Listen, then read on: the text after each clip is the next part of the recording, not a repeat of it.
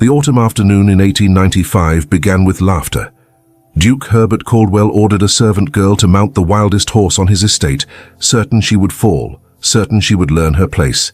Instead, the untamable stallion gentled beneath her touch, and the man who had orchestrated her humiliation found himself captivated by the quiet strength he never expected. What started as a cruel game became an obsession neither could escape. A duke, bound by duty and pride. A woman with nothing to lose but her heart. Between them, a dangerous attraction that would force one to surrender everything he believed, and the other to risk a love that could ruin them both. The September sun hung low over Westbridge Hall, casting golden light across manicured lawns where England's finest gathered. Ladies in silk clustered beneath parasols, while gentlemen discussed politics and horses. The air smelled of cut grass and expensive perfume. Hattie Miller moved through this world like a ghost. At 22, she had perfected invisibility. Her plain grey dress marked her as servant. She carried her basket through the herb garden, selecting lavender and thyme for tonight's dinner. She should have taken the servant's path. That decision would change everything. The basket caught on a rosebush. The handle snapped. Herbs scattered across pristine grass toward the nobility. Several ladies gasped. Hattie dropped to her knees, scrambling to gather them. Her face burned. "Do not look up." Lady Caroline Prescott's voice cut through the afternoon. "She is making quite the spectacle. Perhaps the servants at Westbridge require better training, Your Grace." Laughter rippled through the crowd. Duke Herbert Caldwell did not let it pass. At 34, Herbert commanded attention effortlessly. Tall, broad-shouldered, with dark hair silvered at the temples. His eyes were storm grey, ruthless, unforgiving. A man who believed power came from strength and fear. He watched with mild interest until Lady Caroline spoke. Not compassion stirred in him. Opportunity. His eyes moved from the kneeling servant to the wild stallion in the paddock. Wildfire, black as midnight, untamable. 6 riders thrown in 6 months. An idea formed. Cruel, but instructive. Herbert walked toward Hattie. The crowd quieted. "You there?" "Look at me." Hattie raised her head briefly before looking down. His face was stone. "What is your name?"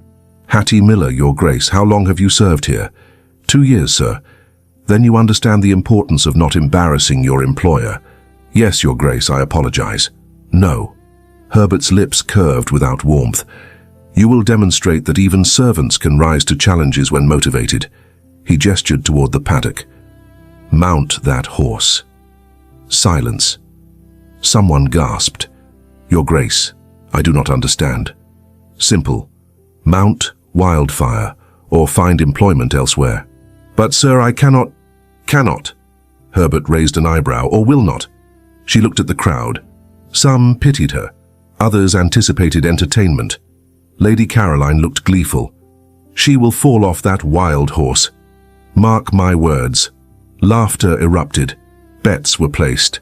Something in Hattie stirred, pride refusing to be crushed. She stood, leaving the herbs. Her legs trembled, but she walked toward the paddock. The stable hand opened the gate. "Saddle him, miss." "No. No saddle." Murmurs rippled. Herbert looked surprised. Wildfire stood at the far end, head high, ears back. Every line screamed wariness. Not meanness, Hattie thought. Fear masked as violence. She climbed over slowly. Her heart pounded. Wildfire flared his nostrils, poured once. Hattie stopped, closed her eyes. She listened. Wind through trees, distant birds, her slowing heartbeat, and Wildfire's breathing, quick and shallow. She opened her eyes and walked differently. Not straight at him, but angled, giving space. Shoulders soft, unhurried. She began humming. A melody her mother sang. Wildfire's ears swiveled forward. Stopped pouring. Hattie reached the center and waited, did not look directly at him. Minutes passed. Then Wildfire stepped toward her. Another step. Another. When close, Hattie raised her hand slowly. His breath was hot on her skin. Still humming, she touched his neck, pressed gently. He shuddered, did not move away. She leaned close, whispering, I know you are afraid. They hurt you. I know. She gathered mane and swung onto his back. Wildfire exploded. His muscles bunched as he burst across the paddock.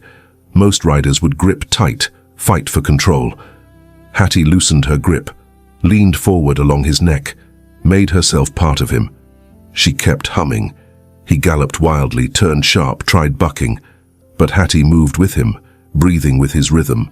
She felt when his fear eased, straightened slightly, guided him with pressure so light it barely existed. Wildfire slowed to canter, then trot. At the far fence he walked, head low. The nobility was silent. Hattie sat atop the black horse, dress dusty, hair loose. Nothing like the terrified servant moments before. She looked powerful. Herbert stood frozen, expected humiliation. Instead watched this servant achieve what 6 riders could not. Uncertainty washed over him, and something else he could not name. Hattie guided Wildfire back. At the fence, she slid down, legs trembling. Curtsied, eyes down. Will that be all, Your Grace? Herbert opened his mouth, closed it. No words came. He stared at the woman who made a fool of him without one defiant word. Hattie took his silence as dismissal. She walked across the lawn, leaving Wildfire calm, leaving stunned nobles, leaving Herbert alone watching her retreat with an expression he could not name. Inside, in the servants' quarters, Hattie's composure cracked. Her hands shook. She sank onto her bed and breathed through delayed terror. She survived, but she had no idea survival was only beginning. That the Duke who laughed would soon think endlessly about the woman who refused to break. That the real test was not the wild horse. It was what came next. By nightfall, the incident spread through Westbridge Hall like wildfire itself. In the drawing rooms, nobles whispered over brandy and cards. In the servants' corridors, maids exchanged theories in hushed voices. Everyone had an opinion about what they witnessed. Lady Caroline held court in the green salon, surrounded by eager listeners. She swirled wine in her crystal glass, voice carrying just enough to be heard by all. Surely she used some country trick. These peasant girls know herbs and potions. My grandmother's cook once drugged a horse to seem docile. It is an old deception. A gentleman nodded thoughtfully. Perhaps she fed the beast something beforehand, made arrangements with the stable hands. Precisely. Caroline's smile was sharp. A girl of her station could never possess true skill with animals. It defies natural order. She has made fools of us all, and worse, made His Grace appear soft. The word hung in the air like accusation. We cannot have servants believing they can rise above their place through parlor tricks. Caroline set down her glass with deliberate care. It sets a dangerous precedent. I shall speak with the housekeeper in the morning. Surely Westbridge has no place for a girl who causes such disruption. In the servants' hall below, Hattie sat on her narrow bed, still trembling. Her roommate Molly burst through the door, eyes wide with news and worry. Hattie, everyone is talking. Lady Caroline is saying terrible things, that you cheated somehow, that you should be dismissed. Hattie's stomach twisted. I did nothing wrong. I just did what he ordered. I know that. Molly sat beside her, taking her hand. But Caroline does not care about truth. She cares about appearances. And you made them all look foolish today, especially her. She pushed for that challenge, you know, wanted to see you humiliated. Hattie thought of the Duke's cold eyes, his cruel smile. Then he got his wish. I was humiliated, just not in the way he expected. That is what frightens them. Molly squeezed her hand. You were supposed to fail, supposed to know your place. Instead, you showed them something they do not understand. And powerful people hate what they cannot understand. Later, unable to sleep, Hattie slipped from her room. The house was quiet. Most guests retired for the night. She moved through shadowed corridors toward the stable, needing to see Wildfire, needing to confirm he was real, that today actually happened. The stable smelled of hay and horse, familiar and comforting. Moonlight filtered through high windows, casting silver across the stalls. Wildfire stood in his enclosure, head turning as she approached. Hello, beautiful boy. Hattie reached through the bars, stroking his nose. They are saying, I tricked you, used magic or medicine. They cannot believe you simply chose to trust me. The horse pressed into her touch, breathing softly. I understand. Hattie leaned her forehead against the bars. They are the same with people. They think fear is the only way to control anything. That kindness is weakness. But you and I know better, do we not? Do we? Hattie spun around, heart leaping. Herbert stood in the stable entrance, no jacket, sleeves rolled to his elbows. Moonlight caught the sharp lines of his face, made him look less like a duke and more like a man. Less imposing, more human. Your Grace. Hattie started to curtsy, fumbling in her shock. Do not. His voice was quieter than this afternoon. Not here. Silence stretched between them. Hattie's pulse hammered. Was she in trouble? Would he dismiss her now, away from witnesses? Herbert walked closer, stopping a few feet away. His eyes moved between her and the horse. You speak to him as though he were a person. Hattie's throat was dry. I suppose I do, sir. Why? She hesitated. Because he understands loneliness, fear. What it feels like to be seen as something to be broken rather than something to be known. Herbert's jaw tightened. You think I tried to break him? I think someone did. Hattie found courage she did not know she possessed. Whether it was you or the men before you, I cannot say. But he carries that fear. It comes out as anger because anger feels safer than showing pain. And you? Herbert's eyes fixed on her. What do you carry? The question caught her off guard. The Duke was not supposed to ask servants personal questions. He was not supposed to stand in dim stables at night, talking to them like equals. Everyone carries something, Your Grace. Hattie said carefully. Some of us just have less choice about where we put it down. Something shifted in Herbert's expression. Not quite a smile, something more complicated. This afternoon. He stepped closer to Wildfire's stall. What you did? That was not luck or trickery, was it? No, sir. Then how? Hattie chose her words carefully. I did not try to command him. I listened, waited. Let him choose to come to me. Control is not the same as trust, Your Grace. One you take by force. The other must be given freely. Herbert's hands gripped the stall bars. And you believe trust is stronger? I believe it lasts longer. Control breaks the moment someone stronger comes along. Trust can hold even when everything else falls apart. Herbert turned to look at her fully. The moonlight made his grey eyes almost silver. Hattie felt the weight of that gaze, assessing her not as a servant, but as something else. Someone who challenged everything he built his life believing. Lady Caroline says you used deception, that a girl of your station could not possibly possess genuine skill. Lady Caroline fears anything that questions the order she benefits from. Hattie met his eyes, tired of being afraid. I have nothing to hide, Your Grace. I am exactly what I appear. No more, no less. And what is that? Someone who understands that strength does not always look like power. The words hung between them, charged with meaning neither fully understood yet. Herbert's fingers tightened on the bars. He opened his mouth as if to speak, then closed it. Finally he stepped back. I should return. It is late. Yes, Your Grace. But he did not leave immediately. He stood there, moonlight and shadow playing across his face, looking at her with an expression that made Hattie's breath catch. You are not what I expected, Miss Miller. I could say the same, Your Grace. A ghost of something, surprise perhaps, crossed his features. Then he turned and walked toward the stable entrance. At the doorway he paused without looking back. Lady Caroline will try to have you dismissed. I will ensure she does not succeed. You have done nothing wrong. Then he was gone, footsteps fading into the night. Hattie stood frozen, heart racing. The Duke had defended her, sought her out, talked to her not as master to servant, but as one person to another. And the way he looked at her in that final moment, something in those storm-grey eyes that made her stomach flutter and her skin feel too warm. Wildfire nickered softly, bringing her back to the present. What just happened? She whispered to the horse.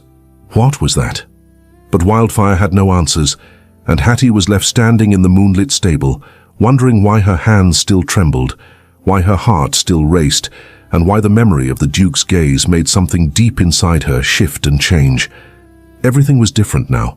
She felt it like a change in the weather before a storm. The challenge in the paddock was just the beginning. Whatever came next would be more complicated, more dangerous, and infinitely harder to predict. She touched the small brooch at her collar, her mother's brooch, and tried to steady herself. But deep down, Hattie Miller knew that steady was no longer possible. Not when Duke Herbert Caldwell looked at her like she was a puzzle he needed to solve. Not when his presence made the air feel electric and strange. Not when she realized with growing alarm that she had looked back at him the same way. Morning came too quickly. Hattie woke to Molly shaking her shoulder, sunlight already streaming through the small window. "You overslept. Cook is furious. Hurry." Hattie dressed quickly, fingers clumsy with the buttons. Her mind kept returning to the stable, to moonlight, and the Duke's unexpected words. She touched her mother's brooch, centering herself, then rushed downstairs. The day passed in a blur of tasks. Scrubbing, polishing, serving breakfast to guests who did not look at her. By afternoon, exhaustion pulled at her limbs. She was carrying fresh linens up the back stairs when a footman intercepted her. "Miss Miller, His Grace requests your presence in the stable. Immediately." Hattie's stomach dropped. Requests, not orders. The distinction felt important somehow. She found Herbert in the stable, standing before Wildfire's stall with his arms crossed. Daylight made him look different than moonlight had. More imposing, more Duke, less man. "Your Grace." She curtsied. "Miss Miller." Herbert's voice was formal, almost cold, but his eyes held something else. "I have a proposition, sir. You will teach me." He gestured toward Wildfire. "How to handle him as you did. I will not have it said that my own horse responds better to a servant than to me." There it was. Pride. Hattie had expected it. "I am not certain I can teach what cannot be learned through command, Your Grace." Herbert's jaw tightened. "Are you refusing?" "I am saying that if you wish to learn, you must be willing to unlearn first, to set aside what you believe about control and dominance." Herbert stared at her for a long moment. When he spoke, his voice was lower. "I am here, am I not? That should tell you something. It tells me you dislike being bested." Hattie met his gaze. "It does not tell me you are ready to change." A muscle worked in his jaw. "Then what would convince you?" "Come into the stall with me." No commands. No expectations. Just observation. Herbert hesitated. Then, surprising them both, he nodded. Inside the stall, Wildfire shifted nervously. Herbert's presence, all that coiled tension, made the horse anxious. "Breathe," Hattie said softly. "He feels your rigidity, your need to control. It frightens him. I am not doing anything." "Exactly. You are holding everything so tight it radiates from you." She stepped closer to Herbert, close enough to feel the heat of him. "Your shoulders. Drop them." Herbert did not move. "Your Grace." Her voice was gentle but firm. "If you wish to learn, you must trust the teacher."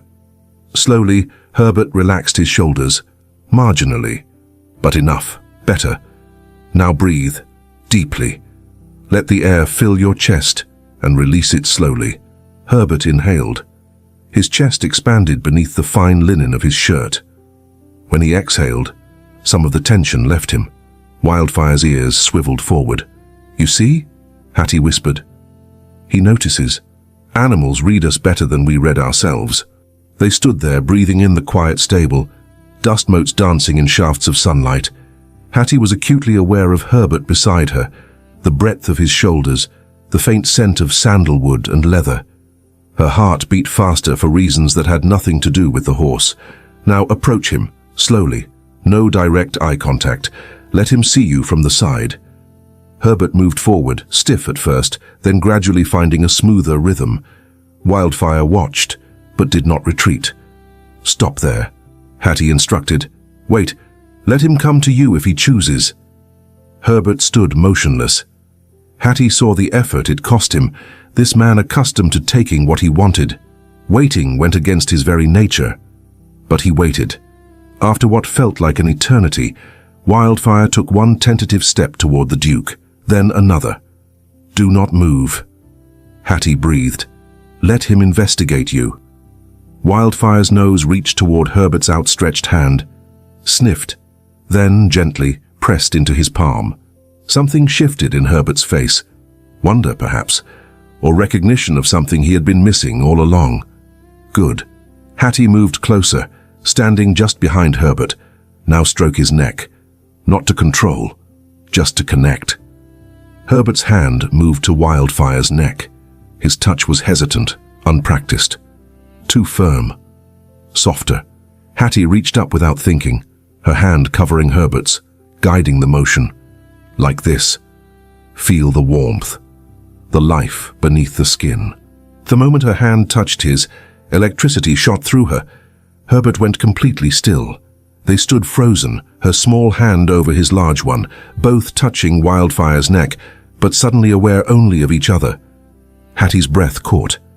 She should pull away. This was improper, dangerous, but she could not move, could not break the spell of this moment. Herbert turned his head slightly. Their faces were inches apart.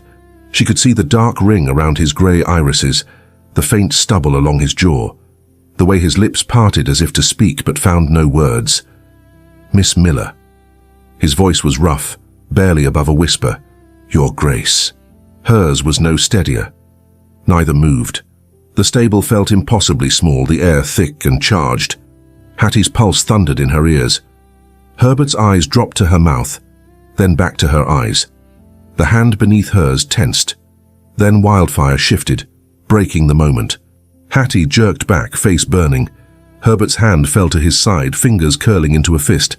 I should. Hattie's voice shook. That is enough for today. Too much happened too quickly. He needs rest. Herbert nodded, not looking at her. His jaw was tight again, all that carefully controlled tension back in place. Yes, of course. Hattie fled the stall, heart racing. Behind her, she heard Herbert's heavy exhale, the sound of a man fighting for composure. What had just happened? It was meant to be a simple lesson about horses. Instead, it became something else entirely, something that made her skin feel too hot and her thoughts scatter like startled birds. She made it halfway across the stable yard before Herbert's voice stopped her. Miss Miller. She turned. He stood in the stable doorway, backlit by the dim interior, his silhouette strong and solid.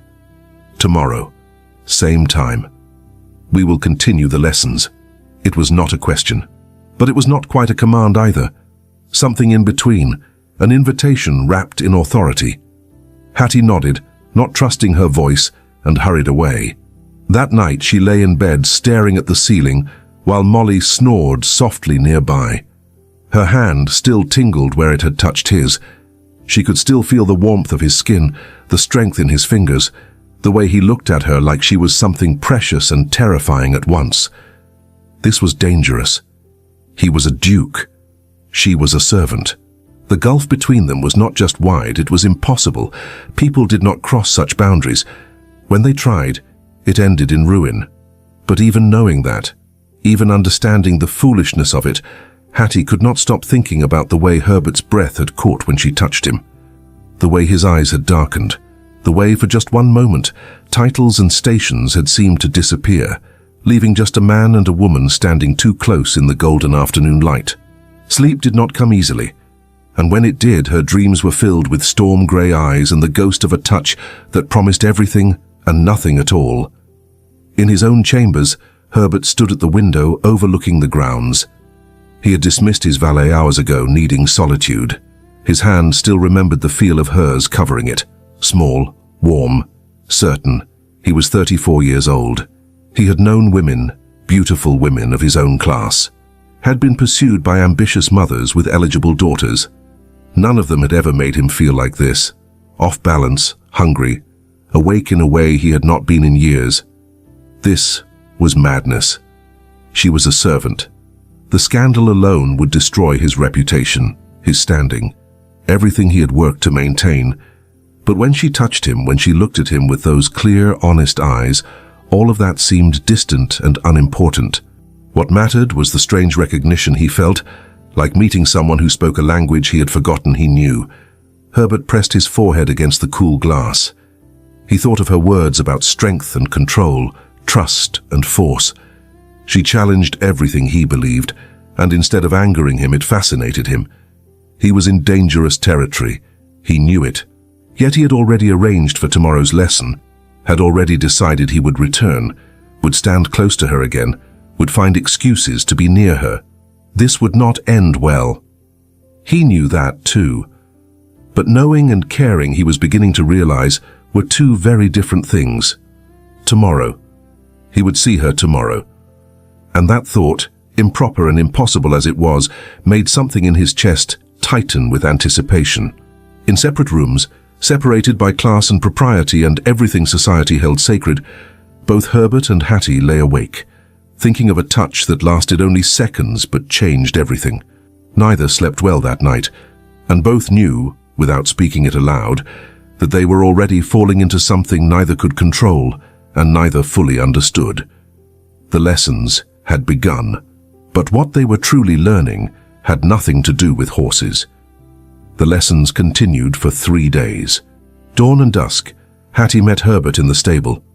Each session brought them closer, physically and otherwise, shoulders brushing as they moved around Wildfire, hands touching when she corrected his posture, voices dropping to whispers in the intimate quiet. Herbert was changing, learning. His rigid approach softened.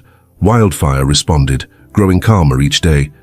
But something else was growing too, something neither of them named, but both felt in the charged silences, the lingering looks, the careful distance they maintained that somehow felt more intimate than touch. On the 4th morning, Hattie was polishing silver in the servants' hall when Lady Caroline appeared in the doorway. The sight of a lady in this part of the house was so unusual that all work stopped. "Leave us." Caroline's voice was cold silk. "All of you. Except her." She pointed at Hattie. The other servants fled quickly, grateful not to be the target. Molly cast Hattie a worried glance before disappearing through the door. Hattie stood, setting down her cloth. She curtsied. "My lady." Caroline moved closer, circling Hattie like a predator, assessing prey. She was beautiful in the way sharp things are beautiful. Expensive dress, perfect posture, and eyes like ice. You have been spending time with His Grace, in the stables, alone. It was not a question. Hattie's stomach twisted. She kept her voice steady. "His Grace requested lessons with Wildfire, my lady. I am simply following orders." "Orders?" Caroline laughed, but there was no warmth in it. "How convenient. Tell me, Miss Miller, do you think yourself clever? I do not understand, my lady. Do you not?" Caroline stepped closer, close enough that Hattie could smell her perfume, heavy and cloying. A servant girl, unremarkable in every way, suddenly gaining the Duke's attention, meeting him privately, making herself indispensable. "I am teaching him to handle his horse, nothing more, nothing more." Caroline's smile was poisonous. "Let me be very clear, girl. I know what you are doing. I have seen women like you before. You think if you can catch his eye, perhaps his bed, you can rise above your station, become his mistress, secure your future." Hattie's face burned. "That is not—" Silence. Caroline's voice cracked like a whip. "I am not finished. You will listen carefully because I will say this only once. If you continue these private meetings, if you continue to make a spectacle of yourself, I will ensure you are not only dismissed from Westbridge, but barred from employment in any respectable house in England." Hattie's throat tightened. "My lady, I have done nothing improper. Have you not?"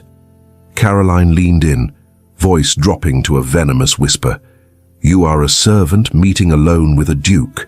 The impropriety is in the act itself, regardless of what occurs. And even if nothing has happened yet, appearances are everything. I can destroy you with a word. One whisper in the right ear. One suggestion that you attempted to seduce His Grace, that you stole from the house, that you engaged in immoral behavior with stable hands, but none of that is true. Truth is irrelevant." Caroline straightened, smoothing her already perfect skirt. "Who will believe you over me? A lady of standing versus a nobody with no references, no future, no prospects. You will be ruined, and not just you. Any family you have will suffer the shame. They will wonder what you did to deserve such disgrace." Tears burned behind Hattie's eyes, but she refused to let them fall. "Why? Why do you care what I do?" "Because order matters." Caroline's face hardened. "Because when servants forget their place, the entire system crumbles. And because His Grace needs a proper wife, not distractions from the lower orders. He needs to marry well, produce heirs, maintain his standing. You are nothing but an obstacle to that future. I am no threat to you, my lady." "That is correct." Caroline moved toward the door. "You are not. And you will remain not a threat by staying away from him. No more lessons. No more private meetings. If he asks, you will say you are ill. You will make yourself scarce. Do you understand?" Hattie said nothing, jaw clenched. "I asked if you understand."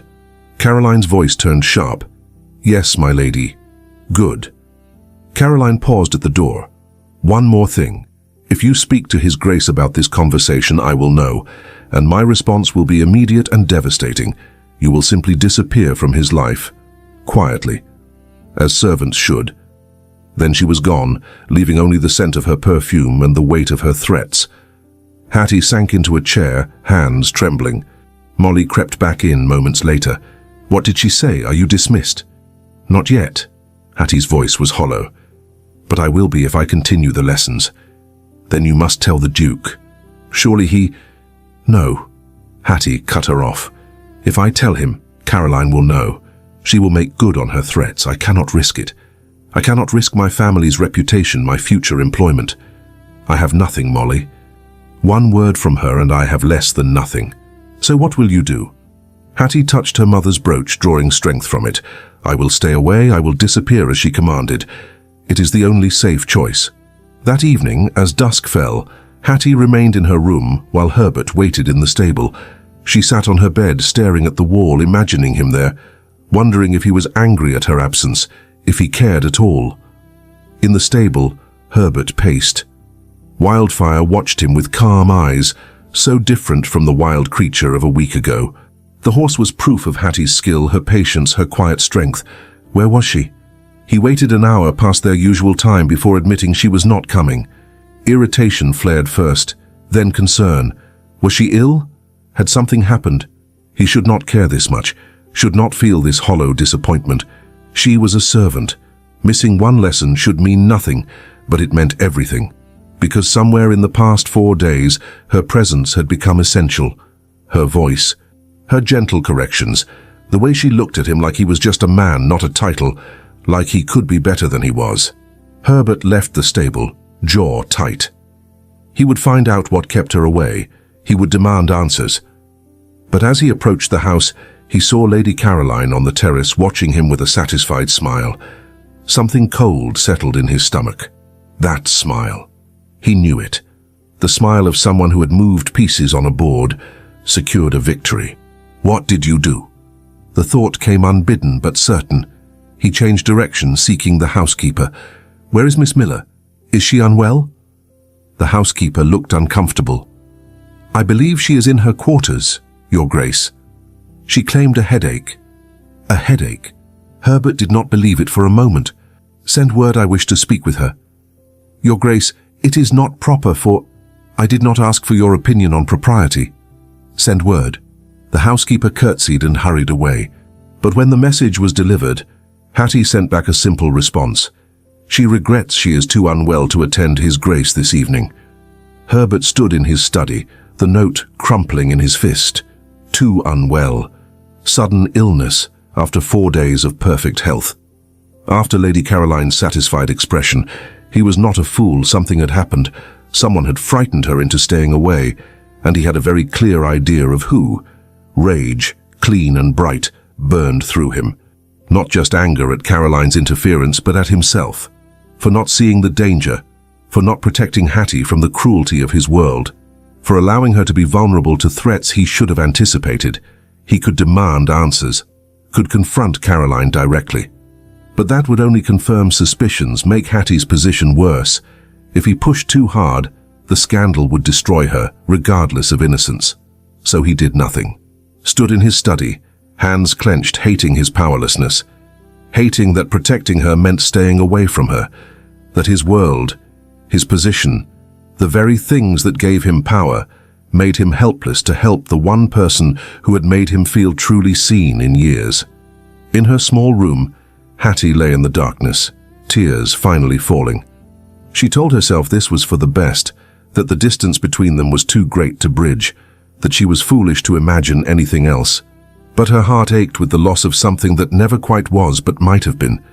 And she wondered if Herbert stood in the stable waiting, if he thought of her at all, if any of what passed between them meant anything to him beyond curiosity and convenience. She did not know that at that very moment. He stood at his window looking toward the servants' quarters, fists clenched, jaw tight, fighting every instinct that told him to go to her, to demand answers, to damn the consequences, and claim what his heart increasingly insisted was his. Neither slept that night. Both lay awake, separated by stone walls and social chasms, each aching with the absence of the other. And in that absence, the connection between them, instead of fading, only grew stronger. Distance, it seemed, could not diminish what they had begun to feel. It only made the feeling more urgent, more undeniable, and infinitely more dangerous. 3 days of silence, 3 days of Herbert searching for glimpses of Hattie in corridors, only to find she had already passed.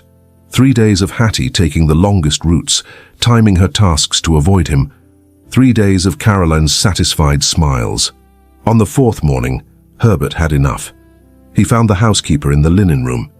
"Miss Miller, where is she assigned today?" The woman hesitated. "The East Wing, Your Grace. Preparing guest rooms. Send her to the library. I require assistance retrieving books from the upper shelves. Your Grace, perhaps a footman would be more—" "I said Miss Miller." His voice left no room for argument. 30 minutes later, Hattie stood in the library doorway, pale and anxious. Herbert stood by the window, hands clasped behind his back. "Close the door." "Your Grace, it is not proper." "I am aware of what is proper." "Close the door. We need to speak privately." Hattie obeyed, hands trembling. She kept her eyes down, the perfect servant. But Herbert saw the tension in her shoulders, the way she held herself like someone expecting a blow. "Look at me." His voice softened. "Please." Slowly she raised her eyes. He saw exhaustion there, and fear. "What happened? Why did you stop coming to the lessons?" "I was unwell, Your Grace. Do not lie to me." He stepped closer. "I may be many things, but I am not blind. One day we are making progress, the next you vanish. What changed?" Hattie's throat worked. "Nothing changed. I simply realized it was inappropriate for me to presume to teach Your Grace anything. I overstepped my station. Caroline spoke to you. It was not a question." Herbert watched her face carefully. "She threatened you." Hattie's eyes widened slightly. Confirmation enough. "What did she say?"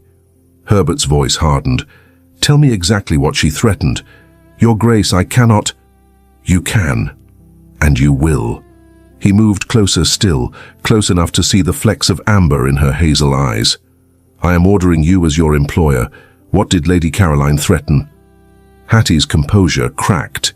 She said she would ruin me, that she would spread rumors about impropriety, about theft, about immoral behavior, that no respectable house would employ me, that my family would bear the shame. She said I must stay away from you, or she would destroy everything I have. Herbert's jaw clenched so tight it ached. "And you believed her capable of this?" "Yes." Hattie met his eyes. "Because women like her have that power. Women like me have none. One word from her carries more weight than 1,000 truths from me." Herbert was silent for a long moment. Then he turned toward his desk, pulled out paper and pen. He wrote quickly, pressed his signet ring into wax, sealed the letter. When he turned back, his face was set with determination. "Lady Caroline no longer has authority over you. I have just written to the housekeeper making clear that you answer only to me. Any attempt to dismiss you must go through me directly. Any rumors spread about you will be investigated thoroughly and their source punished. Your Grace, that will only make things worse. She will do nothing. Because I am making clear right now that you are under my direct protection." He held her gaze. "And because I am going to her chambers immediately to make equally clear that if she interferes with you again, she will no longer be welcome at Westbridge. Ever. You cannot do that. She is a lady of rank. I am a duke." Herbert's voice was steel. "And this is my home. She threatened someone under my roof, under my employ. That is unacceptable, regardless of her station or yours." Hattie stared at him. "Why? Why risk your reputation, your standing for a servant?" Herbert closed the distance between them. "Because what we have been doing in that stable matters. Because you see me as more than a title. Because when I am with you, I remember what it means to be human rather than just powerful. He raised his hand slowly, giving her time to move away. When she did not, he touched her cheek with the backs of his fingers. The lightest brush of contact that sent fire through them both. Because I cannot stand the thought of you afraid, of you hiding from me, of Caroline or anyone else making you feel small. Hattie's breath caught. Her skin burned where he touched her. Your Grace? Herbert, when we are alone, call me Herbert. I cannot. That would be honest? He smiled slightly sadly. Yes, it would be honest. And we have been dishonest long enough, have we not? Pretending this is only about horses. Pretending we do not think of each other when we should not. Hattie's eyes filled with tears. This cannot happen. You know it cannot. The distance between us is just distance. Herbert's thumb traced her cheekbone. I am tired of distance. Tired of pretending I do not wait for dawn just to see you, that I do not listen for your voice in the halls, that I did not spend 3 days feeling hollow because you were gone. Stop, Hattie whispered. Please stop. Why? Because it frightens you? It frightens me too. He leaned closer, his face inches from hers. I am not supposed to feel this, not for you, not like this, but I do. The library felt impossibly small. Hattie could see the pulse at his throat, could smell sandalwood and something uniquely him. Her heart hammered against her ribs. If I have been alone in this feeling, tell me now. Herbert's voice dropped to barely more than breath. Tell me you feel nothing, and I will step away. I will keep my distance. But if you feel even a fraction of what I feel, I do.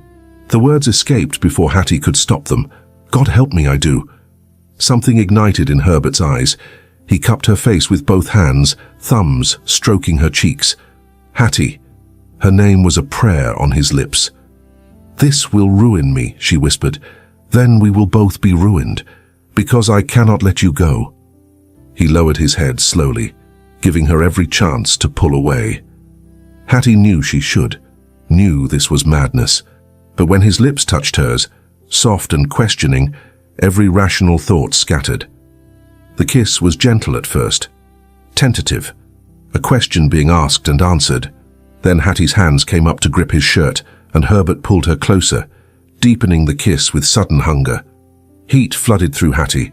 She had been kissed before, clumsy stolen moments behind barns with village boys. This was nothing like that. This was devastating. Herbert kissed her like she was air and he was drowning, like she was the answer to questions he had been asking his entire life. His hands slid from her face to her waist, pulling her flush against him. Hattie gasped at the contact, at feeling the hard planes of his body against her softer curves. Herbert took advantage of her parted lips, tasting her deeper, and a sound escaped him, something between a groan and a sigh that made Hattie's knees weak. Before I continue with the rest of this chapter, I want to ask you something. If you are enjoying this journey of Hattie and Herbert, if their forbidden connection is pulling you in, would you subscribe to the channel? It means the world to know you are here with them. And tell me, do you think Herbert can truly protect Hattie from the scandal that is coming, or is their love doomed from the start? Drop your thoughts in the comments.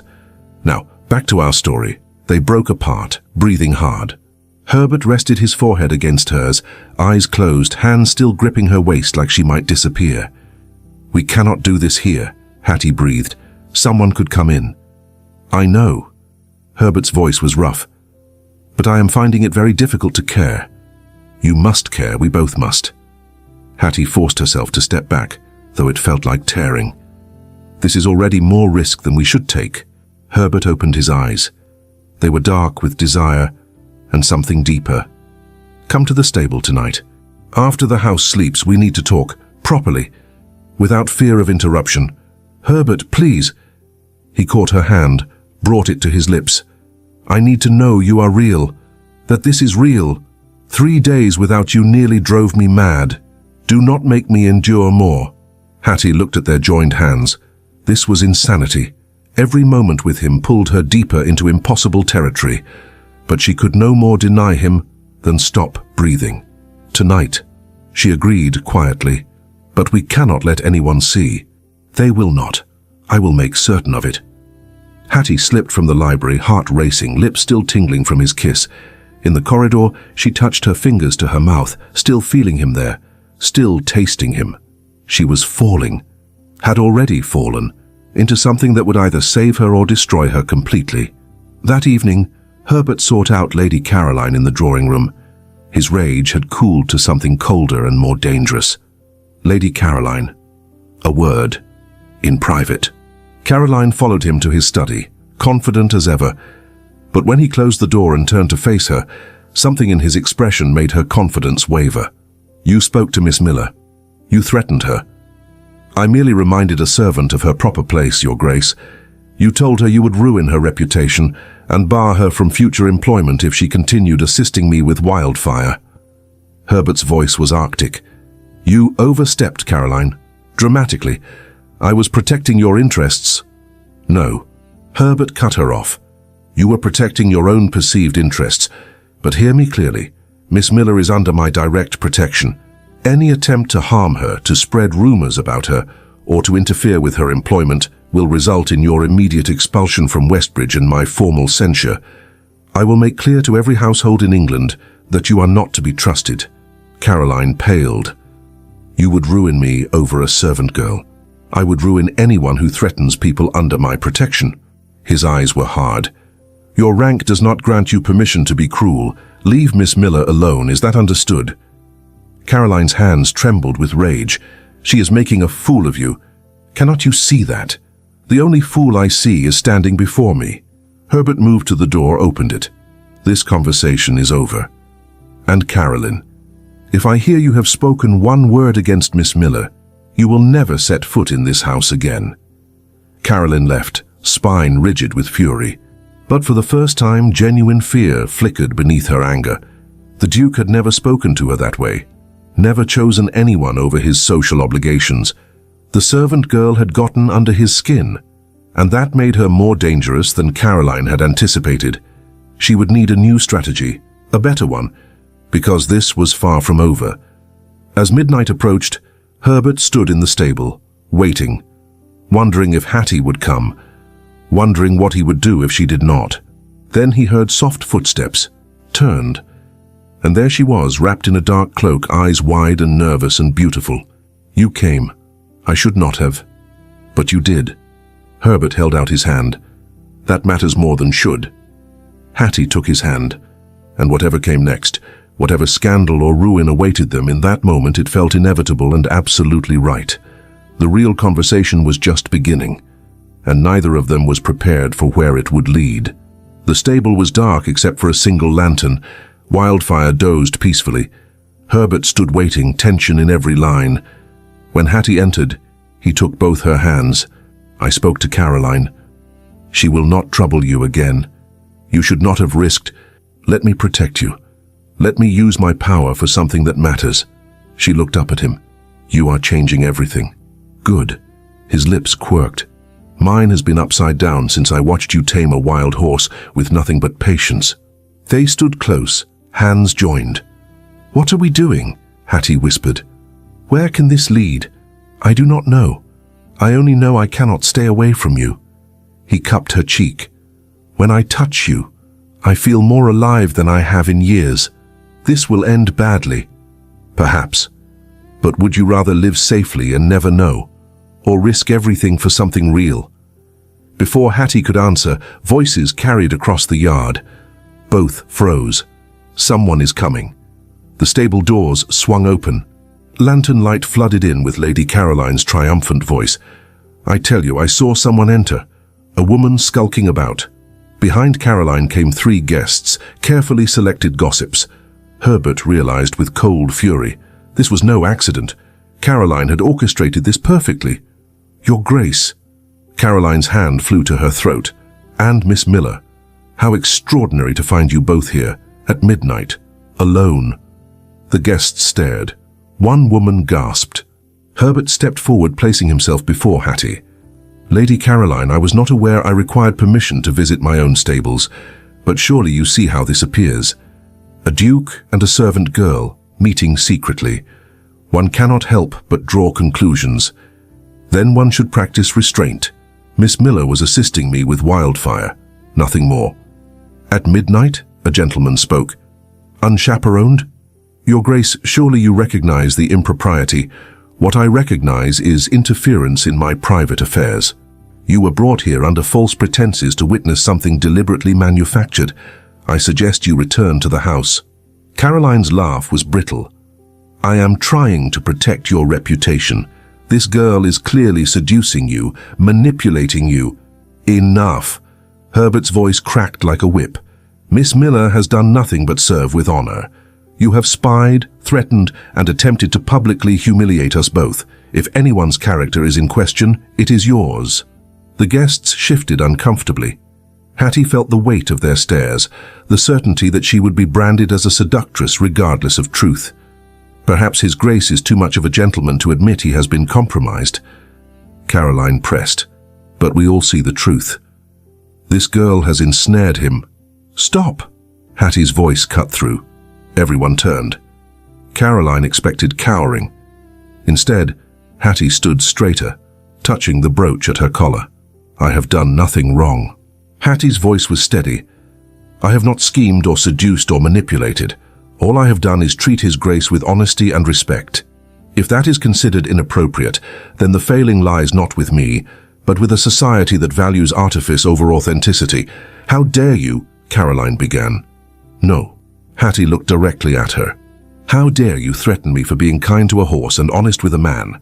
How dare you manufacture scandal because you fear anything that does not fit your narrow view? She turned to the guests. I know what you think. A servant with ambitions. But I never asked for his attention. I never sought anything beyond doing my work. And if treating him as a human being rather than a title makes me guilty, then I am guilty. But I am not ashamed. Silence except for horses shifting. Herbert stared at Hattie with awe. She is right. He moved beside her. Miss Miller has shown more courage and honor in 1 minute than some display in a lifetime.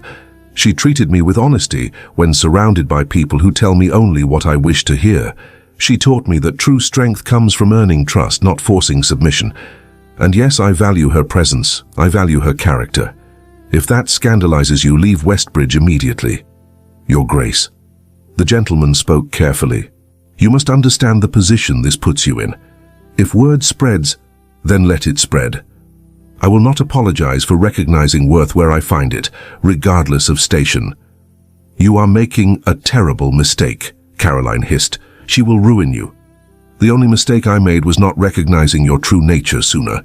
Herbert gestured toward the door. Leave. All of you.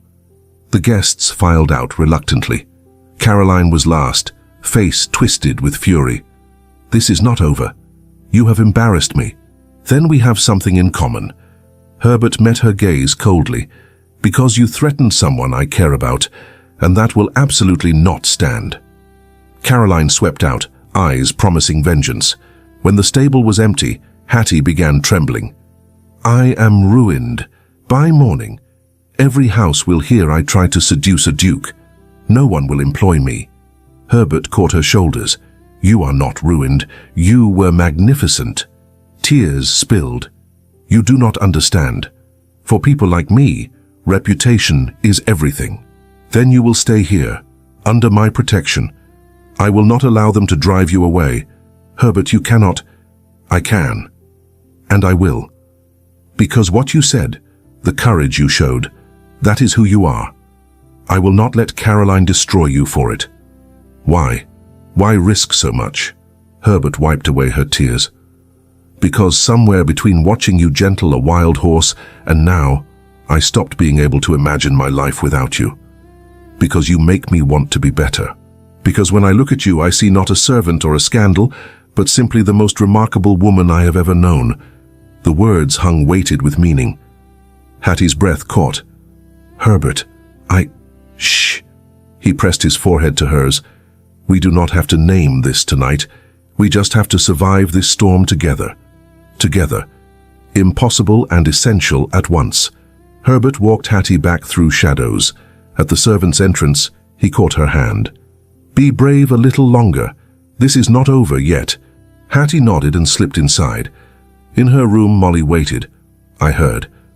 Caroline is telling everyone you seduced the Duke. Let her talk. Hattie's voice was tired but steady.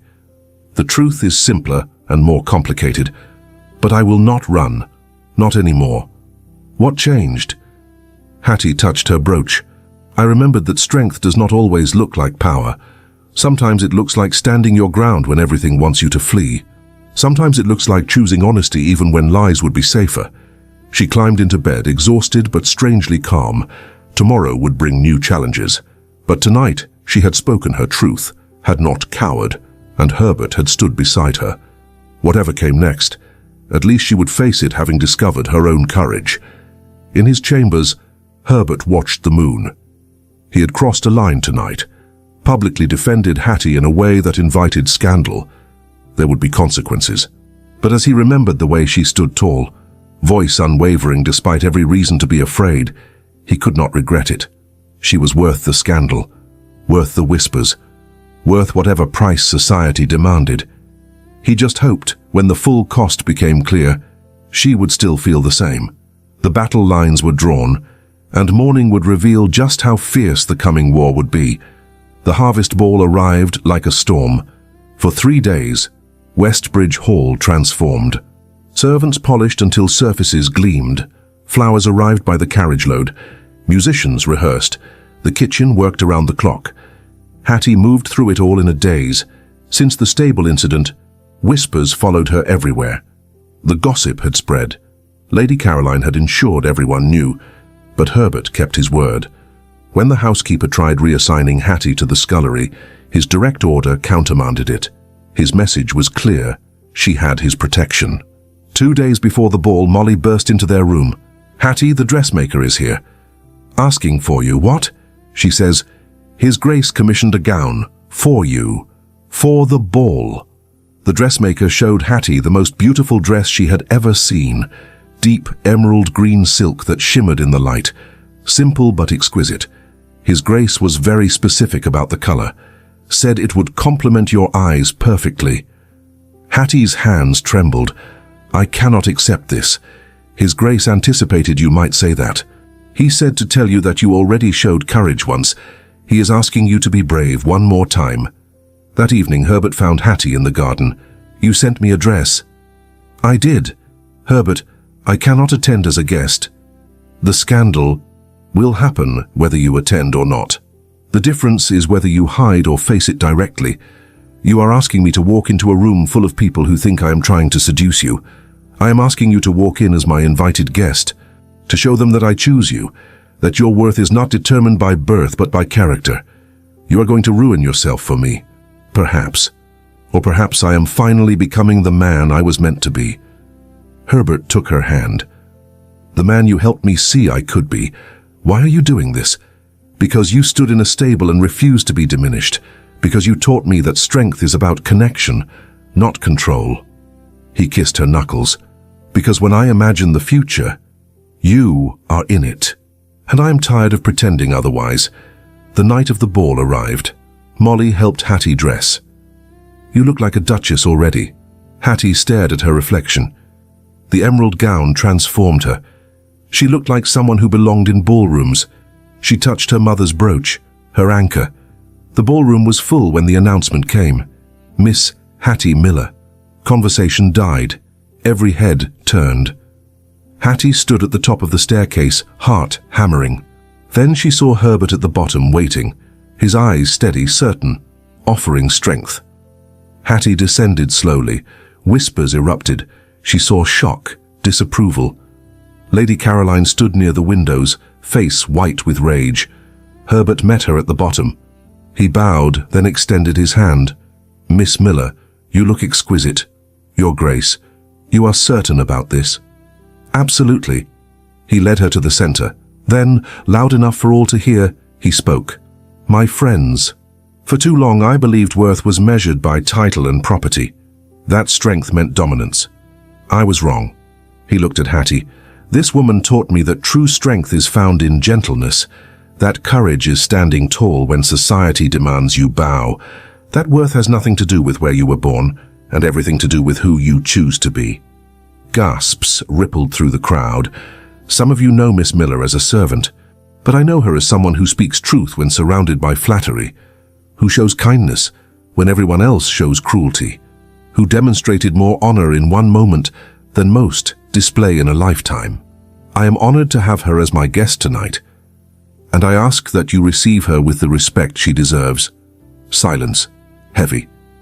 Then an elderly duchess began to applaud, slowly. A few others joined. Not everyone, but enough. Herbert led Hattie to the dance floor. The musicians began a waltz. I have never danced like this. I do not know the steps. Then let me lead you, just follow, trust me. The music swelled. Herbert moved and Hattie followed, stumbling at first, then finding rhythm. His hand at her waist was firm and warm. His eyes never left hers. Around them the ballroom faded, just the two of them moving together. You are doing perfectly. I'm terrified. I know. But you are here anyway. That is what courage looks like. They turned, catching their reflection. They looked right together. Herbert. What happens after tonight I do not know, but I know I do not want a life without you in it. The dance ended. Scattered applause. The evening wore on. Hattie grew more comfortable, though never entirely at ease. She danced with Herbert twice more, scandalous by society standards. Lady Caroline left early, unable to watch her plan fail. Others followed, but enough remained. As midnight approached, Herbert found Hattie on the terrace. You survived. Barely. She laughed shakily.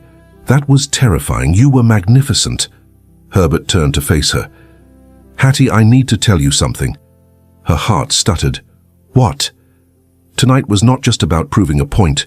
It was about showing you that I am serious, that this matters more to me than reputation or propriety. Herbert, I am falling in love with you. The words hung in the night air. I know the obstacles, but I needed you to know. This is not passing fancy. This is real. Hattie's eyes filled with tears. You barely know me. I know that you are kind when you could be bitter, strong when you could be broken, honest when you could manipulate. He cupped her face. I know my world was black and white until you walked into it and showed me color. That is enough. This will cost you everything. Then everything is a price I am willing to pay. His forehead touched hers. What about you? What do you feel? Hattie closed her eyes, tears spilling. I feel terrified. I feel like I am falling with no ground beneath me. I feel like every moment with you is simultaneously the best and worst decision of my life. She opened her eyes, and I feel like I am falling in love with you too. God help me. I am. Herbert's breath caught. Then he kissed her, tender and desperate, pouring everything he could not say into the press of lips, the touch of hands. When they broke apart, both were shaking. What do we do now? We face tomorrow together. Herbert kissed her forehead. And whatever comes after. Inside, the ball continued. Music drifted through open doors. Unaware that on the terrace, a duke and a servant had just chosen each other, consequences be damned. It was reckless, dangerous, absolutely impossible by every social standard, and it was the most real thing either of them had ever felt. Tomorrow would bring new challenges, but tonight, under the stars, they had each other, and for now, that was enough. The ballroom gradually emptied as guests departed, some with warm farewells, others with cold disapproval. Hattie felt the weight of both, but Herbert's hand at the small of her back steadied her through every goodbye. When the last carriage rolled away, the house fell into exhausted quiet. Servants cleared glasses and plates. Musicians packed instruments. The magic of the evening dissolved into the mundane work of cleanup. Hattie moved to help, instinct pulling her toward familiar duties. No. Herbert caught her hand gently. Not tonight. Tonight you are a guest, not a servant. But tomorrow I will be a servant again. Reality pressed in. Tonight was beautiful, Herbert, but it does not change what I am, what we are. What we are is two people who found each other against all odds. He drew her away from the ballroom down a quiet corridor toward the library. Come with me, please. Just for a little while longer, let tonight be real. The library was dark except for embers glowing in the fireplace. Herbert lit a single lamp, casting warm golden light across the leather chairs and book-lined walls. This room felt safe, separate from the judgment of the world outside. He poured 2 glasses of wine, handed one to Hattie. To courage. She took the glass, fingers trembling. To foolishness. Because that is what this is it not? Beautiful, impossible foolishness. Then, I will be a fool gladly. Herbert set down his glass, moved closer. Hattie, what I said on the terrace, I know. She set her own glass aside. I know what you said and I know what I said, but Herbert, saying it and living it are different things. Tomorrow the guests will spread stories. Your reputation will suffer. People will say I bewitched you, trapped you, that I am using you for position and money. Let them say it. You do not understand what it means to be talked about that way. To have people assume the worst about your character, your intentions. Do I not? Herbert's smile was sad. I have spent my entire life being talked about, judged, expected to be a certain way, marry a certain type of woman, produce heirs like breeding stock, every action scrutinized, every choice measured against impossible standards. That is different. You have power, protection. And I am using it to protect you. He took her hands. I am using it to choose a life that is mine, not one dictated by people who measure worth in bloodlines and bank balances. Hattie looked at their joined hands. His so much larger than hers, rougher than she expected for a gentleman. Capable hands that had learned gentleness. I am frightened. Her voice broke. I am so frightened of what loving you will cost, of losing myself, of being the woman who ruined a duke. Herbert pulled her closer, until they stood chest to chest, breathing the same air. You could never ruin me. You are saving me from a life half-lived, from being a title instead of a man. His hand came up to cup her face, thumb tracing her cheekbone. When I look at you, I see home. I see peace. I see the person I was meant to become. Tears slipped down Hattie's cheeks. Herbert, Shh. He wiped away her tears. No more fear. Not tonight. Tonight let us just be Herbert and Hattie, not duke and servant, just us. He lowered his head slowly, giving her time to pull away. When his lips met hers, it was gentle at first, questioning, seeking permission. Hattie answered by rising on her toes, pressing closer, her hands sliding up his chest to his shoulders. The kiss deepened. Herbert's arms wrapped around her waist, pulling her flush against him. She felt the solid warmth of him, the strength in his body tempered by tenderness in his touch. His lips moved from her mouth to her jaw, trailing kisses down the sensitive column of her neck. Hattie gasped, fingers threading into his hair. The sensation was overwhelming, fire spreading through her veins. Tell me to stop. Herbert's voice was rough against her skin. If you want me to stop, tell me now. Do not stop. The words came out breathless. Please do not stop. Herbert lifted his head, looking into her eyes. His pupils were dark with desire, but something else lived there too. Reverence. Wonder. Are you certain? Because once we cross this line, I am certain. Hattie cupped his face. I do not know what tomorrow brings. But I know I want tonight. I want you, not as a duke, just as Herbert, the man who learned to be gentle, who chose me when he could have anyone. Then you have me. Herbert kissed her again, deeper this time, all restraint crumbling, completely, irrevocably. He guided her to the sofa near the fireplace. They sank into the cushions together, hands exploring, discovering.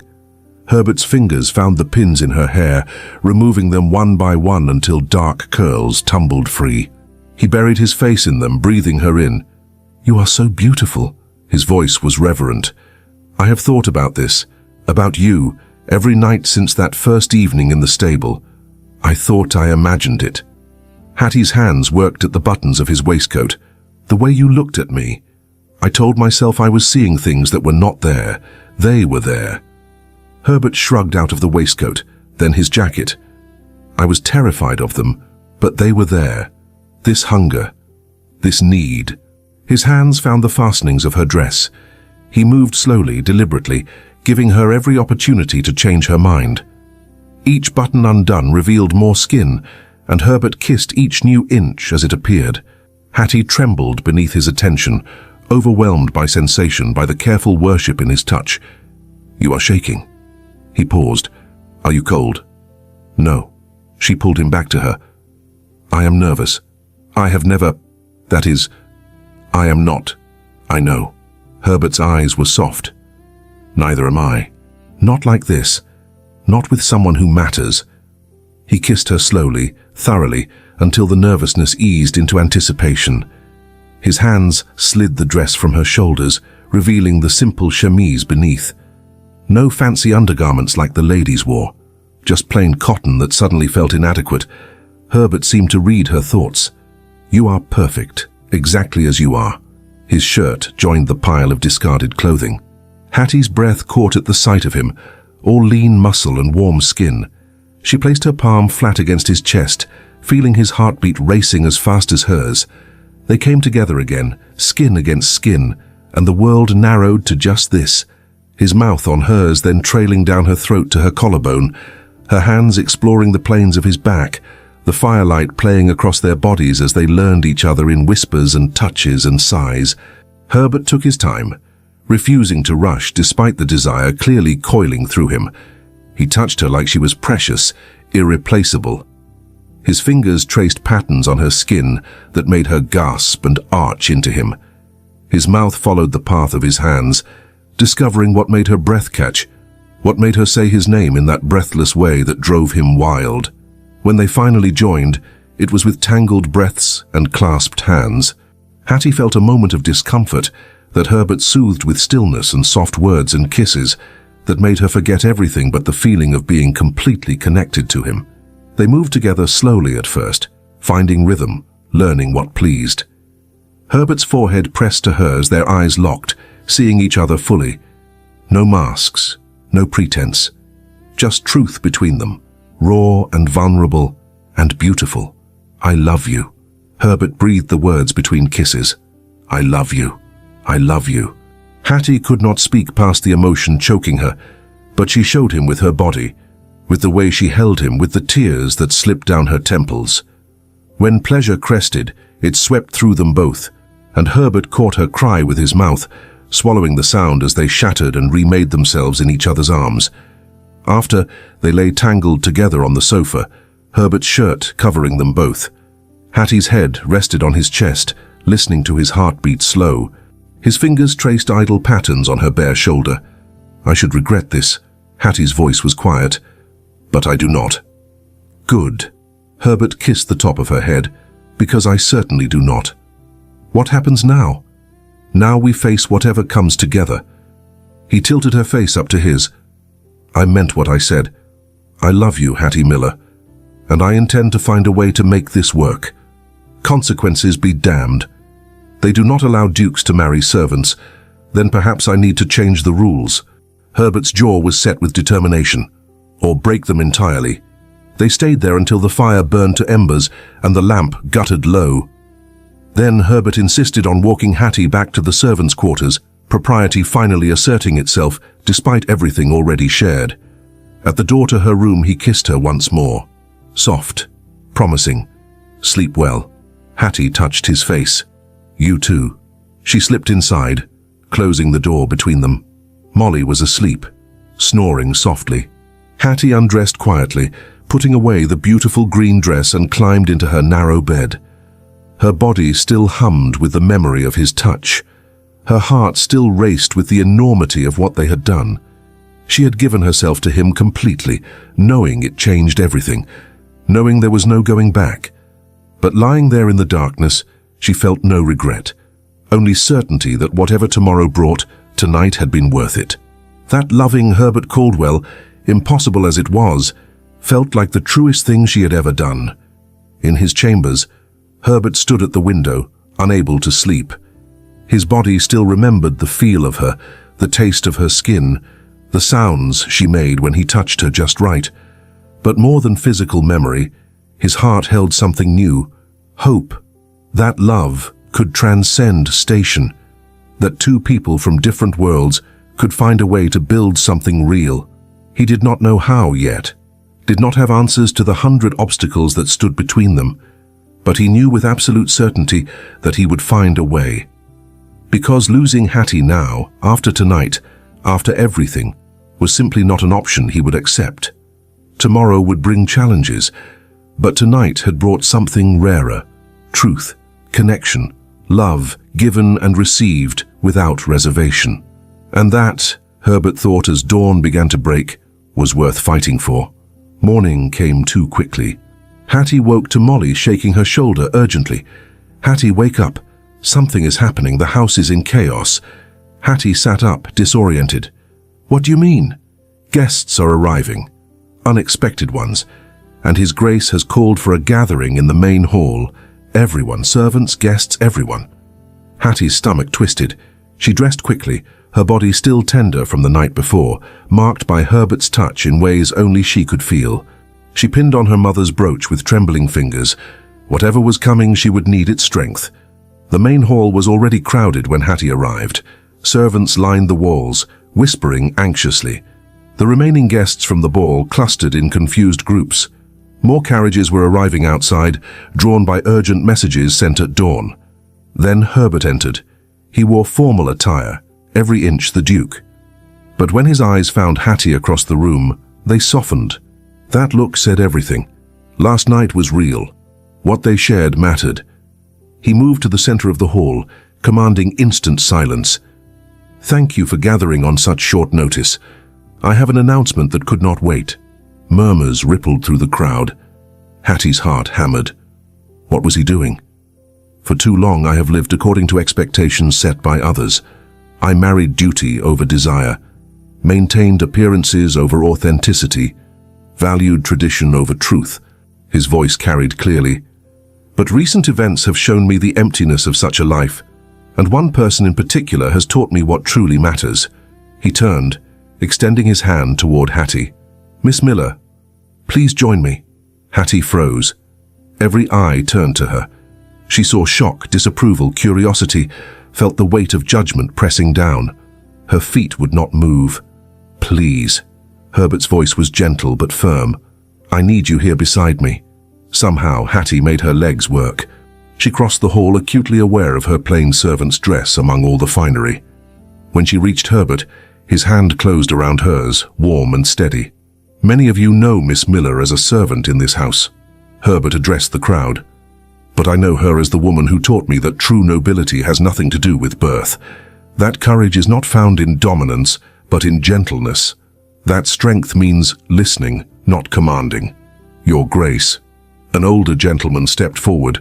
"Surely you are not suggesting—" "I am not suggesting, I am declaring." Herbert's voice hardened. "Miss Miller has shown more character, honor, and grace than most people born to privilege ever display. She has my respect, my admiration, and my love." Gasps erupted. Someone cried out in protest. Hattie's hand tightened on Herbert's, panic rising. "Herbert, you cannot—" "I can." He turned to face her fully, still holding her hand. "And I will. Because hiding what we are to each other serves no one. Because I am tired of living by rules that value bloodlines over humanity." He sank to one knee. The entire room seemed to stop breathing. "Hattie Miller." His voice was steady, clear. "You have taught me what it means to be truly seen, to be valued for who I am, rather than what I possess. You have shown me that love is not about control or possession, but about trust and partnership."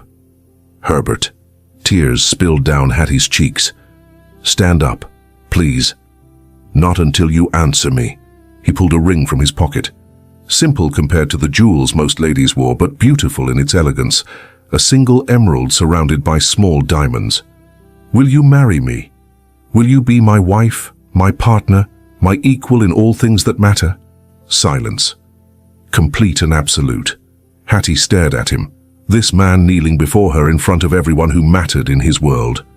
This man who was offering her everything while risking the same. "You will lose everything." Her voice broke. "Your position, your standing. I will lose nothing that matters." Herbert's eyes were fierce. "With you I gain everything. Without you I have nothing but empty titles and hollow respect. So I ask again, will you marry me?" Around them, protests erupted. "This is madness. A duke cannot marry a servant. The scandal will destroy you both. Think of your family name." But through it all, Herbert did not look away from Hattie, did not waver, simply waited for her answer with absolute faith that she would choose him as he had chosen her. Hattie thought of her mother, of the small brooch she wore, of the woman who taught her that worth was not given by others but claimed by yourself. That courage was not the absence of fear but the decision to act despite it. Yes. The word came out barely above a whisper, then louder, stronger. Yes, I will marry you. Herbert surged to his feet, pulling Hattie into his arms. The kiss was brief but profound. When they broke apart, both were crying. The hall erupted into chaos. Some guests stormed out immediately, declaring they would never set foot in Westbridge again. Others stood stunned, unable to process what they had witnessed. A few, a precious few, began to applaud. The elderly Duchess, who had first clapped at the ball, stepped forward. "Your Grace, Miss Miller." That took more courage than most will ever display. "You have my support." Others slowly joined. Not many. Perhaps a third of those present, but enough to matter. Enough to show that not everyone valued tradition over humanity. Those who remained after the exodus gathered around Herbert and Hattie, offering congratulations, asking questions, processing this unprecedented decision. But through it all, Herbert kept Hattie close, his hand at her waist, his presence a shield against the judgment still lingering in disapproving stares. As the crowd finally dispersed, some to spread gossip, others to write letters of support or condemnation, Herbert drew Hattie aside into an empty sitting room. "Are you all right?" He cupped her face gently. "I do not know." Hattie laughed shakily. "I feel like I am dreaming, or losing my mind. Did you really just propose to me in front of everyone?" "I did." Herbert kissed her forehead. "And you said yes. You cannot take it back now. I do not want to take it back." Hattie gripped his shirt. "But Herbert, the reality of this, we will face it together." He tilted her face up. "Not everyone will accept us. Some doors will close, but new ones will open, and we will build a life that is ours, not dictated by people who measure worth in the wrong ways. What about heirs? Succession? All the things dukes are supposed to care about. We will have children if we are blessed with them." Herbert smiled. "And they will be raised to value character over class, to see people as people, not ranks and stations. They will have your kindness and my resources. They will change this world more than I ever could alone. You sound so certain. I am certain about you." Herbert kissed her softly. "The rest we will figure out as we go." That evening, as word spread across England of the Duke who proposed to a servant, reactions varied wildly. Some called it the greatest scandal of the century. Others saw it as romantic madness. A few recognized it as something more, the beginning of change. In Westbridge Hall, Herbert hosted a small dinner for those who stayed. The atmosphere was strange, uncertain, but also electric with possibility. Conversations happened that never would have before. Lines were being redrawn. Hattie sat beside Herbert at the table, no longer servant, but not yet fully accepted as Duchess, existing in that strange space between worlds. But Herbert's hand found hers beneath the table, squeezing gently, reminding her she was not alone.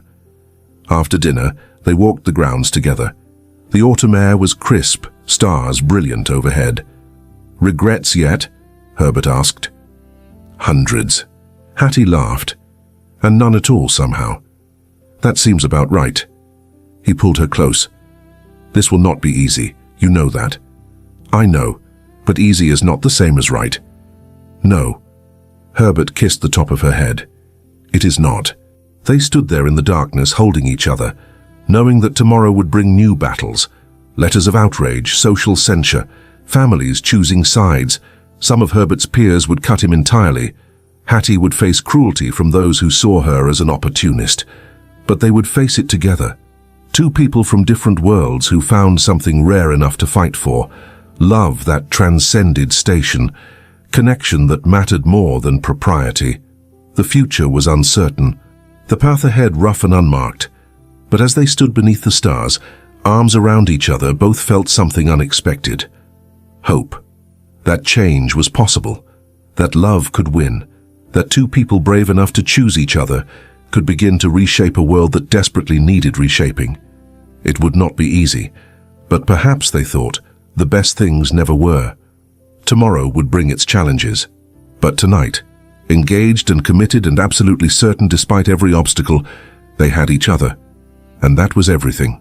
Winter came to Westbridge Hall like a blessing. Snow covered the grounds in pristine white, softening edges, making everything quiet and new. Inside, fires burned in every hearth, casting warmth against the cold.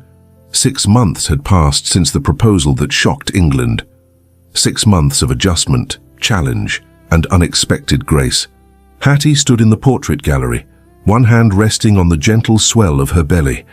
5 months along, carrying the air everyone had opinions about. Some said the child would be tainted by common blood. Others said it would bridge 2 worlds. Hattie tried not to listen to either extreme.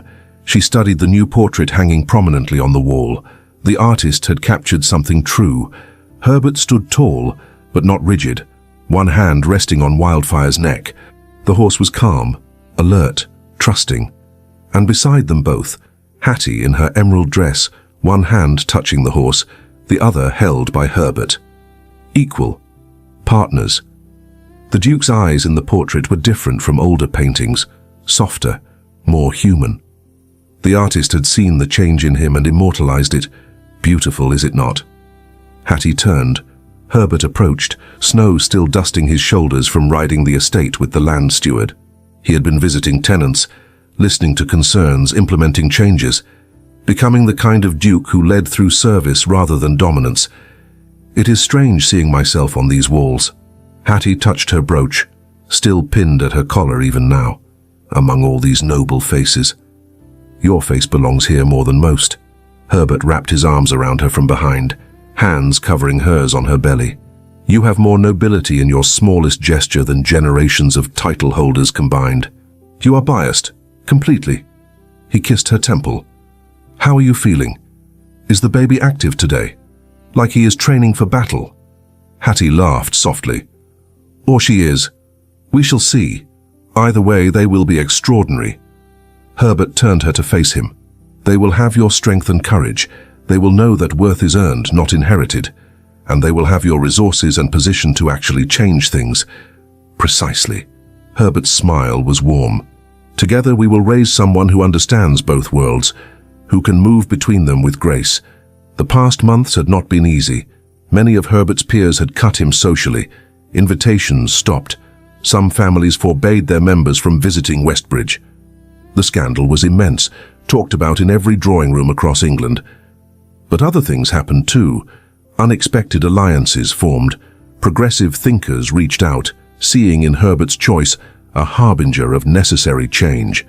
Younger nobility, tired of rigid traditions, found courage in his example. Letters arrived from people they had never met, sharing stories of their own struggles against social expectations, and Westbridge itself transformed.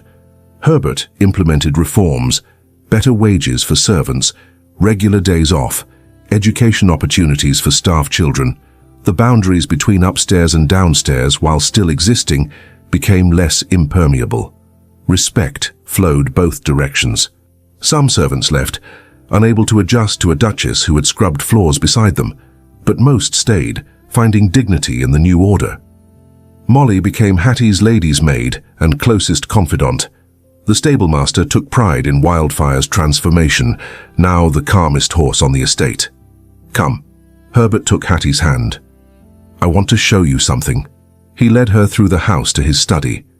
On the desk lay papers, official-looking documents with seals and signatures. What is this?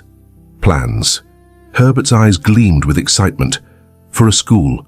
Here on the estate, free education for tenant children and village families, reading, writing, mathematics, skills that will give them choices beyond what their parents' stations allowed. Hattie's throat tightened. Herbert, this is your influence. He cupped her face. You showed me that intelligence and capability exist everywhere, not just in noble bloodlines. That potential is wasted when people are trapped by circumstances of birth. This school will not solve everything, but it is a start. We are going to change the world, Hattie whispered. We are going to try. Herbert kissed her softly, one small choice at a time. The way you changed me, patiently, persistently, with kindness instead of force. That evening they walked the snowy grounds together as they often did, their breath misted in the cold air. Wildfire grazed peacefully in his paddock, no longer the terrified, aggressive creature from 6 months ago. "Do you remember that first day?" Hattie asked. "When you ordered me to ride him, expecting me to fall?" Herbert's expression turned rueful. "I was cruel, arrogant, so certain that power meant making others submit. You were what you were taught to be. That does not excuse it." Herbert stopped walking, turning to face her. "I humiliated you in front of everyone because I could, because I thought that was what strength looked like. And now? Now I know that true strength does not humiliate. It uplifts. It listens. It makes space for others to be strong too." Herbert took both her hands. "You taught me that, not through submission but through example. You never bowed to me in spirit, even when you had to curtsy. I was terrified, but not defeated. That was what captured me. Your refusal to be diminished even when everything in your world told you that you should be." Snow began falling again, soft flakes catching in Hattie's hair. Herbert brushed them away gently. "I thought you would fall from that horse," he said quietly. "I laughed about it, bet on it, made entertainment of what I thought would be your failure. I know. Instead, you rose. You showed everyone, including me, that there are different kinds of strength, different ways to lead, different measures of worth. You have spent 6 months apologizing for that day." Hattie smiled. "Perhaps it is time to forgive yourself. You are not that man anymore. Because of you." "No." Hattie pressed her hand to his chest. "Because you chose to change. I only showed you it was possible. You did the hard work of becoming someone new." They stood there in the falling snow, two people who should never have met, should never have loved, should never have built a life together. But they had. Against all advice, all social pressure, all reasonable objection.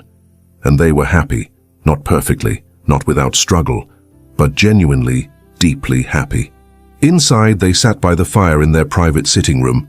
Hattie's sitting room now, designed to her preferences, filled with books she loved, and comfortable furniture instead of formal pieces meant to impress. "Read to me?" Herbert requested, settling beside her. Hattie picked up the book they had been working through, a treatise on education reform. Herbert listened with his head on her shoulder, one hand resting on her belly, feeling their child move. This was intimacy, not just physical joining, though they had plenty of that, but this quiet sharing, ideas exchanged, dreams built together, futures planned in whispers by firelight. "I love you," Herbert said suddenly. "I know I say it often, but I never want you to doubt it. I do not doubt it." Hattie set down the book. "How could I when you show me every day?" "Do I?" "You do. In the school you are building, in the way you treat the staff, in the reforms you implement, in how you hold me at night like I am precious. You show me in 100 small ways that I matter, that we matter. You are the best choice I ever made." Herbert lifted her hand to his lips. "The bravest thing I ever did." "We were both brave." Hattie smiled. "You risked everything for love, and I risked everything by accepting. Regrets?" "None." She kissed him softly. "Fears, yes. Uncertainties, plenty. But no regrets." That night, lying in their bed with snow falling outside and warmth surrounding them inside, Hattie thought about the journey that brought them here. A basket of spilled herbs, a cruel challenge, a wild horse, and two people who learned that love sometimes comes from the most unexpected places. Tomorrow the world would still judge them, would still whisper about the duke who married beneath his station and the servant who rose above hers. But tomorrow they would wake together, face challenges together, and continue building a life that belonged to them. In the darkness, Herbert's hand found hers, squeezed once, a reminder that she was not alone, would never be alone again. And Hattie squeezed back, a promise that she would stay, would fight, would love him through whatever came next, because that was what strength really meant. Not the ability to dominate or control, but the courage to be vulnerable, to choose love over safety, to believe that change was possible and worth fighting for. The servant girl who the world tried to silence had found her voice, and the duke who thought power came from fear had learned that it came from trust. Together, they were writing a new story. One of partnership over hierarchy, of character over class, of love that refused to be bound by rules that served no one. And as snow blanketed Westbridge Hall in its winter embrace, two people from different worlds slept peacefully, knowing that they had found something rare. Not perfection, not ease, but truth, connection, a love that transformed them both. And in the end, that was worth everything they had risked to claim it. Some stories end with certainty, with every question answered and every path clear. But the best stories, the true ones, end with possibility, with two people standing at the beginning of something new, ready to face whatever comes because they face it together. Hattie Miller rose from nothing to become a duchess, but more than that, she became herself, fully, unapologetically. And in doing so, she helped a powerful man discover his own humanity. Perhaps that is what love does when we let it. It does not erase our past or solve all our problems, but it gives us the courage to be more than we thought possible, to choose connection over isolation, to believe that even the most unlikely stories can have the most beautiful endings, and sometimes the greatest strength we ever show is simply choosing to love, even when the world says we should not, even when the cost is high, even when the path is uncertain, because love in the end is always worth the risk. If this story touched your heart, if Hattie and Herbert's journey moved you, would you take a moment to leave a like? Your support means the world and helps others find stories of love that transcends boundaries. Subscribe to the channel for more tales of courage, romance, and unexpected connections. And please comment below and tell me where you are listening from. I love knowing this story reached you, wherever you are in the world. Thank you for being here, for sharing this journey, and for believing in love that refuses to follow the rules. Until our next story, may you always have the courage to choose love over fear, connection over convention, and your own truth over anyone else's expectations. Good night, and may your own love story be just as brave.